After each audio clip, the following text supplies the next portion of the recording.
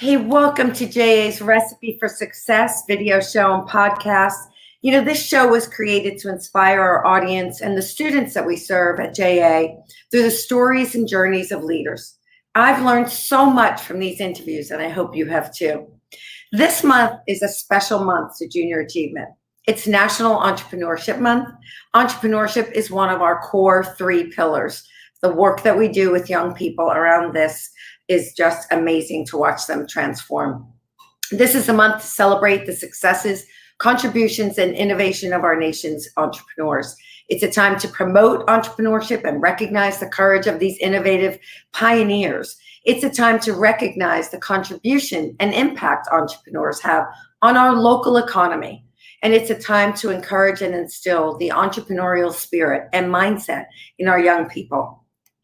Today's guest describes himself as a marketer, hustler, philanthropist, and serial entrepreneur. He is the founder and president of Fort Lauderdale-based Wizard Creations, a brand merchandising solutions company. Please help me welcome Luke Freeman, also known as the SwagFather. Welcome. Hey, what's going on, Lori? How are you, my friend?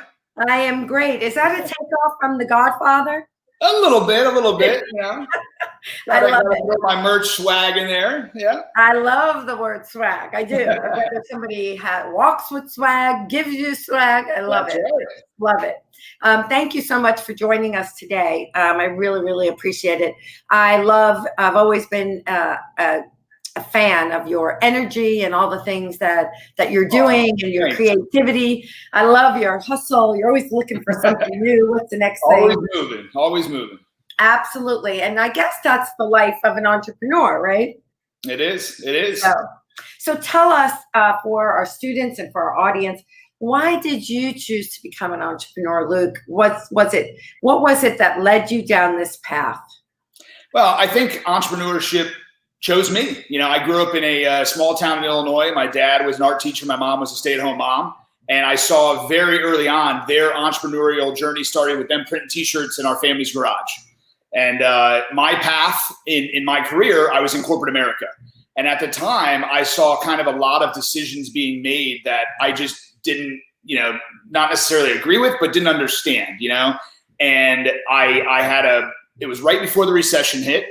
And I saw a lot of in 2008, that is, I saw a lot of my friends and colleagues at my corporation getting laid off. I had an idea at the time. I worked for a large uniform company. And I had an idea to go into the branded merchandise space, from my background, and presented a whole business plan to my boss at the time. And it kind of fell on deaf ears. And here we are. 13 years later, I'm living that dream of entrepreneurship. So I'm very thankful every day I made that choice. That sounds a little bit like the Netflix story, right? How Netflix went to Blockbuster before it was Netflix. Yeah. And Blockbuster poo-pooed the idea, and guess what happened, right? There we go. Yeah. So it's interesting because I think how you become an entrepreneur. I think you talked about watching, right, your parents and seeing them doing it. And also I think that there's, successful people talk a lot about the habits, right, that they've chosen every day in and day out, that help them to be successful. So Talk to us a little bit about how did you do it? And are there habits for you that you really attribute to your success? Well, I think so I'm actually in the middle right now. Your question tees up to a shameless plug. I'm actually writing my first book. And the 3 principles that I talk about in kind of the how of the successful small business owner stems from these 3 things. Number 1 is confidence. Number 2 is financial literacy. And number 3 is branding. So, my confidence, it kind of all started again, going back to my roots as a young kid. My dad is 6'9". I'm 5'8". My mom is like 5'2", 5'3", and I've got twin brothers that are younger than me. They're 6'8" and 6'7". And they're, so as the older, smaller brother, that confidence had to grow from somewhere, and it's always kind of stuck with me. And I think the number 1 advice I would give for building confidence within yourself when you are an entrepreneur facing, some adversity, or if you're thinking about being an entrepreneur, to build that confidence up, it's to uplift others. That uplifting of giving of yourself and your spirit to other people is what's always given me confidence, because when I see other people smile, I smile, no matter how bad I feel inside, or if I'm kind of feeling down on myself, because when you're an entrepreneur, you're all by yourself, Yeah. So that uplifting others is what I would say is building confidence. Yeah, it's so interesting. First of all, I've never seen you on a day where you weren't happy and up and energized.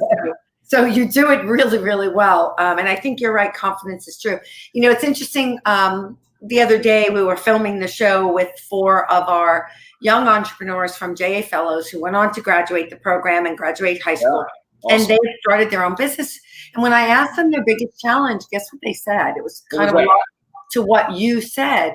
They said it was a little scary sometimes. They would doubt themselves, right? Yeah. And so they had to get past that doubt to know that I can do this, right? Yeah. And having their support group around them to build them up, right? Yeah. When they needed somebody to build them up. So I love that. And I love those 3, by the way. The second one, did you put that in there just for today's show, financial literacy? Maybe, Well, I will say, so going back to the story of when I was working in corporate America, and I was starting this business on the side, but I never let my corporate job falter. I was still top 5% in the company. So even when I was kind of building what you call a side hustle, I never let my core job, get on the back burner, but we always lived below our means. We still do to this day, and that financial literacy part is a lot of people, as fast as the money comes in when you're an entrepreneur, because you could have a good month, you could have a bad month. But as a lot of people will spend, but you've got to conserve, and you've got to really understand money and understand how you can, get ahead by taking baby steps as opposed to putting the cart before the horse, Yeah, right. One small thing at a time. Yeah. I remember a coach that I had saying that. Let's talk a little bit. You mentioned the third item was branding, right? Yeah. Which is so much about what you do. Yeah. And every entrepreneur thinks that they have the best product or service, the most unique product or service. Absolutely. And it's listen, in our world today, it's hard to come up with something new, right? So how do we put a spin, so to speak, on what we do have? So as an entrepreneur, how do you get your company or your products to stand out from the rest? Talk about that branding piece and how important it is. Yeah, I mean, so great question, and I think that my stance on this is not unique to anybody else. I mean, whether you're a plumber or whether you're in telecommunications or promotional products like myself, everybody's got a lot of competition, And what I talk to a lot of entrepreneurs, I talk to a lot of students, as you know, and the one thing that I always tell them as it relates to branding is that you need to think like McDonald's thinks or Coca-Cola. You want to own your space. So I always start with a sentence, and I say when I was starting out, I said this to myself, and now I say this to other entrepreneurs. I want to be the brand name, the trusted source, the go-to provider of, and fill in the blank.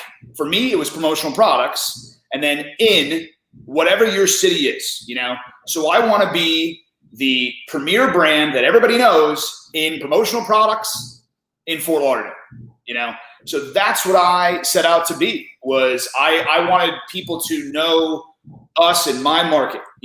Too often than not, again, going back to taking little steps, too often than not, small business owners will say, I want everything. And you can dream big, but sometimes by taking little bites of the apple, it can lead you on a path for greatness. And so branding, I start with taking little bites, and it first comes down to what do you want people to remember you by? And as you see here, purple, right? I wanted to own the color purple. I wanted to own the word wizard. I wanted, when people came up and saw me when I was starting out, Wizard Creations. That doesn't say like Luke's promotional products or, buy pens or printing or anything like that. I wanted it to start a conversation. So that was my brand. And I think that that's important when you're starting a business, of creating a brand that really identifies you and your passion and things that people can get behind, and then it'll kind of grow from there. Yeah, I think it's true. I mean, look, at JA, we are, that's our mission, right? To be the go-to organization for entrepreneurship, financial literacy, and workforce readiness. And so absolutely, I get it. And branding, but it costs a lot of money to brand, right? And all of that. So, so let me chime in there with that financial literacy piece, and just about like, it costs a lot of money to brand. Yes and no.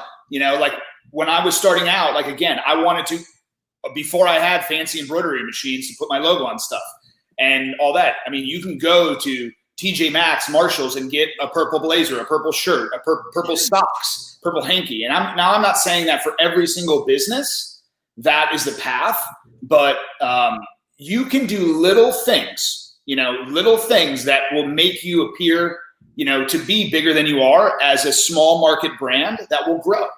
Yeah. And, I think social media has also helped us brand. I know there are other people that pay a lot of money for social media advertising and all that, but even just being on the platforms can create awareness about your brand for free, right? Yeah. So I think you're right. It's getting easier with social media to do that. I think, everybody thinks entrepreneurship is easy. Certainly I don't, because I've been in touch and getting to know so many of you, and running a business, even though I didn't found it and I didn't start it. It's not easy, right? To constantly evolve and stay relevant, and right. So it's a lot of work. And every single entrepreneur that I know of has gotten kicked in the gut at some point, right? What was the biggest challenge you have faced in your journey, so far? And what lesson did you learn from it? Well, let's see. Where should I begin? Having money stolen from me in the beginning, losing my largest client when I just hired 10 people before Christmas because of a hostile takeover. Going on reality TV to have the producers, completely cut the story and change it on me, or going into the coronavirus pandemic and losing half my business. Which one should we start with?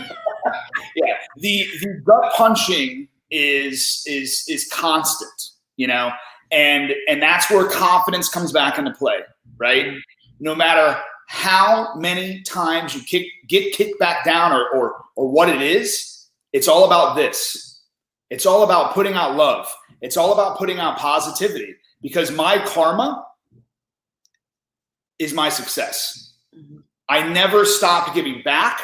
I never stopped helping other people. Like, just as an example, and you asked me to give one example. So I'm just going to give coronavirus as an example because it's present. Pretty much every entrepreneur to some capacity, whether you're winning or you're hurting right now, you're dealing with it in some fashion, right? So going into this pandemic, I had to make awful decisions. I had to lay off staff when I had never laid off staff in my entire career, and that was painful. And like the weight of the world on your shoulders as an entrepreneur, knowing that there's just nothing you can do. I mean, our main accounts were pro sports, college sports. We just had landed 2 cruise lines. So I was going into 2020 expecting the biggest year ever, and it sucks. And this too shall pass. But I never for once didn't take a call from a friend that was hurting too and say, hey, Luke, can you help me with what I'm going through?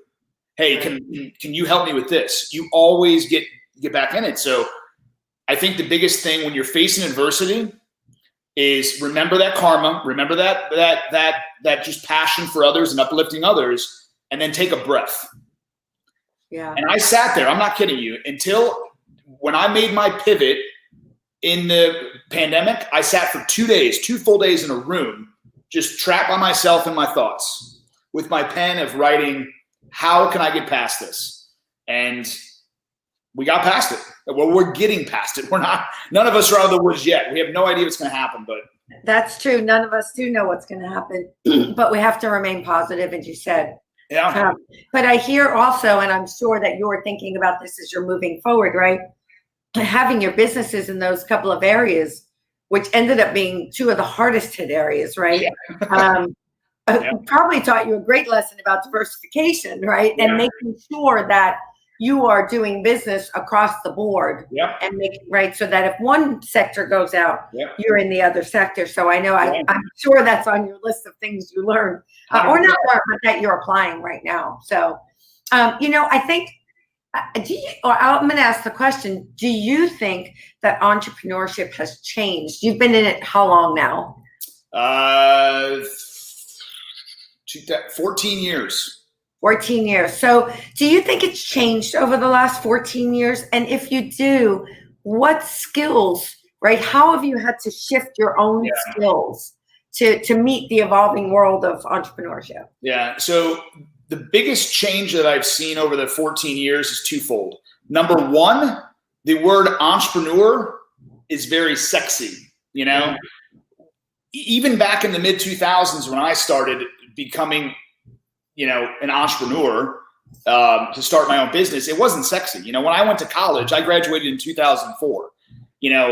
They weren't teaching us. I had one class in entrepreneurship in my university. Now at these institutions, there's dozens. I mean, NSU right here in South Florida has one of the most amazing entrepreneurship programs in the country. And I love, that's why I give back, because it's so great. Yeah. I'm sorry. I just got so excited about NSU and I lost my train of thought. What was the question? Well, we love NSU too. So yeah. I was asking you about how it's changed and then how have you evolved? Yeah. So like that buzzword of entrepreneur has just taken this rapid growth, like everybody loves it. So that's number one, that it wasn't sexy when I was going to school and it was very kind of frowned upon, like, hey, go to school, get a good education, get a good job and be done with it. It wasn't like, oh, take risks. Now it's like everybody's an entrepreneur. So that's the second thing is social media. You've got a lot of people, now rightfully so, they're inspiring people, that are on social media that are like every day it's like, get up, do this, and all this noise. But at the end of the day, 99.9% of humans that are consuming that data of the feel-good, positive messages of entrepreneurship don't understand how to put those blocks together, And that's where I take it down to the basics of just confidence, financial literacy, and branding, because you can have, like this big dream and all this stuff, but if you don't know how to set up a QuickBooks file, it's going to be pretty tough for you to take, payables. Right. Especially at the start, because you can't afford a bookkeeper, right? to do it for you. 100%. You have to be a jack of all trade in a sense, right? And now, for marketing, how you go back to how entrepreneurship has changed. Before as a small business, you could be like, all right, I'm going to do my marketing with the yellow pages, right? Or I'm going to go do a billboard, or I'm going to go do some digital marketing. You have to be visible on every platform. And you have to know about every platform. So you can't just kind of fake it before you make it anymore. You really have to put the time into having a website, into having a Facebook and Twitter and Instagram and understanding, what is the outward appearance going to be from the branding of the pamphlets and all that. You got to be a well-rounded marketer too to have a small business. Yeah, I think you're so right. And what I hear you saying is, right, we have to constantly be learning. I mean, like I said, the world is changing daily. Technology is changing daily. And if we don't stay up on, right, what we need to do to be the best and to stand out from the rest, right, then we fall behind. And so, and that's a grind, right? On top of running the business, you need to make sure you're learning and you're, taking care of your people. And by the way, at that point you go, oh, I'm exhausted, right? Yeah. That's where you have to keep filling yourself up with that confidence. Yeah. And I love even right now, just as an example, I'm 14 years into this. I'm actually going to school right now for digital marketing because I'm 50% owner now in Wizard Digital. My partner Seth Rand and I don't like being the dumbest guy in the room. So even though I'm the owner and I'm a figurehead of a major digital marketing agency now, I don't know what the heck some of the terms are. So I'm going back to college. Right. Taking courses to learn. So absolutely, you got to stay learning. Yeah. To me, it's the key to success. Honestly, if you ask me for anything, that would be the key to success. Because keep learning. And so speaking of key to success, one of the things I always ask people is, what is your main ingredient to success? Right? Do you have a main ingredient? Like, what's your superpower? Oof. My superpower is my competition. My competitive nature within me. I love that. That's my superpower, but here's the deal. Kind of like kryptonite, I have to channel that for the power of good. And, so I would say my superpower is the confidence and the competition. But where I've grown over the last 10 years or so as an entrepreneur, a mentor, a husband, father, leader, community leader, is I know when to ask for help. That confidence has led me down paths. For example, the reality TV thing, where I went into that. Everybody around me was like, you can't control that scenario. And it ended up being something completely different than what I thought it would be. So I learned from that mistake of not listening to my exterior circle. And now I have a coach, so the coach has a coach, I have wonderful people around me that I ask for advice of how to kind of get through situations. So I think it's learning from your mistakes and changing them, because what's the definition of insanity is doing the same thing over and over again. I can keep listening to myself, but if I get the same result, what am I doing? Exactly. And I think it's interesting. It all leads back to that confidence, because you have the confidence to admit, I don't know the answer. Yeah. I need help, right? Yeah. That takes confidence and courage to do those things. I think one of the things I'd like to know, what is one of the things that you wish someone, your parents, whoever it was that you were watching through all of this, had told you before you became an entrepreneur? Is there something that, and would it have changed your decision to become one? Well, I think the biggest thing that you learn around the grind is how lonely it is so many times. It's really lonely when you have to make these difficult decisions. And then when you have success, you have a lot of different feelings and emotions that come with that success. Sometimes, some kind of like hate or envy and things like that. And like for somebody like me, that's very emotional, that's kind of hard, So that's one thing, you got to kind of deal with is the severe ups and downs from an emotional standpoint for an entrepreneur is just, it's really, really tough. And I'll admit it, and I'm proud of it. I mean, I didn't start seeing a therapist, and my therapist is kind of like a therapist as personal life coach. But that ability to kind of talk to somebody about life, about business, about emotions, about like how I'm feeling about the really extreme highs and the really lows of entrepreneurship, I would highly recommend that to everybody that's in an entrepreneurial role, because you want to have that outlet, both friends and families, but also from an unbiased opinion of what you're going through, and just get it out. It's just great. I agree with you. I think everyone should have a coach, right? Whether it's for personal reasons, for, like you said, life. Absolutely. And also, the other thing that I think is you got to have your support of peers who have maybe been through something you've been through before, right? Vistage or an EO or a YPO or one of those groups where you can bring it and you trust these people and you believe in their, what they've done before. So I agree totally with you. No stigma. I can't imagine that there's even a stigma around any of that. You'd be surprised in all of my entrepreneurial groups when I've brought up that aspect. Especially the guys. I don't know what it is. Like, especially the guys are like, wait, what? It's like, I don't know. It's like pride and ego, I guess. A little bit of pride and ego. Yeah, I agree.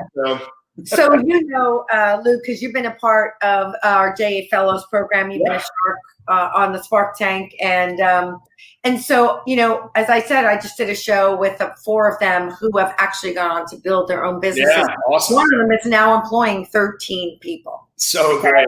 He's kind of in your space as well, actually. I love it. Connect you guys. But what advice would you give to our students who are in the program who are thinking about going into entrepreneurship? So the advice is, number one is a business plan. So I literally, it's funny. I had a wonderful call yesterday with somebody that's in a similar place in life that I was when I was starting out. He has a corporate job. He's kind of toying around with starting a business. He's got some different side hustles. He's making some money. But I said to him, I'm like, Do you have a business plan? What is your business going to be? What is your brand? What is your target demographic of consumer? Where are you going with this? What is your goals? 3 years, 5 years? He didn't have one. Mm-hmm. So I shared with him, a website that I use. I'm actually either, an investor or an owner of 6 different companies, all of which are profitable. And I would say they're profitable because I have a business plan for each. And I use a website called liveplan.com, liveplan.com. And LivePlan allows you to, in real time, it asks you intuitive questions about what kind of business you want to make. I think it's $9.99 a month or $19.99 a month or something. It's pretty cost effective, but it helps give you a framework to put yourself in a place to succeed. I love it. I think that most of the businesses, like the statistics, at least it was years ago, was like after 5 years, many of these companies, small businesses fail, right? And I think that the failure rate is because they don't have a solid foundation. You don't build a house and just throw it on you got to have a foundation. So same thing with a business. Yeah. And I think young people, I think that's such an important message for them to hear, because I think, look, they're young. They haven't planned out their life and they don't want to plan, right? They just kind of want to go with it. I know my own daughter, now she's 25, so she understands the importance of a plan, but I can remember when she was 17, 18, saying to her, even if it's for life, just what's your plan for the next 3 years? Because if you don't know where you're going, right? It's kind of like getting in the car to go somewhere and you don't have a plan where you're going, just drive around, right? And so they need to hear it, and believe it or not, it really does stick with them. And people like you and this advice can really, truly change their trajectory in their life. So thank you for that. Thank you for all that you do to give back to our community, to our young people. We celebrate you, your entrepreneurial spirit, and the contributions you've made, not only economically, right, but also to the good of our community. And so thank you. I really do admire you, and thank you for your honesty. Thank you. All about it. Thank you so much, Lori. Oh, you are so welcome. And thank you to all of you for watching and listening. You can get involved in National Entrepreneurship Month, mentor, support organizations like JA, mentor young people, or even somebody like Luke, right? If he's got a question, be there for him. And that's how we can help our entrepreneurs. If you enjoyed today's show, please visit your favorite podcast platform or our website, jasouthflorida.org, to see and hear more about the ingredients of great leader success. And if you really liked it, we hope you'll share it. So thank you again, Luke. Thank you, everyone. And we look forward to seeing you on the next episode of Hey, go out there and spread that love today. Spread that love and let's get cooking. Thank you, Luke. Take care. Bye-bye. Bye-bye.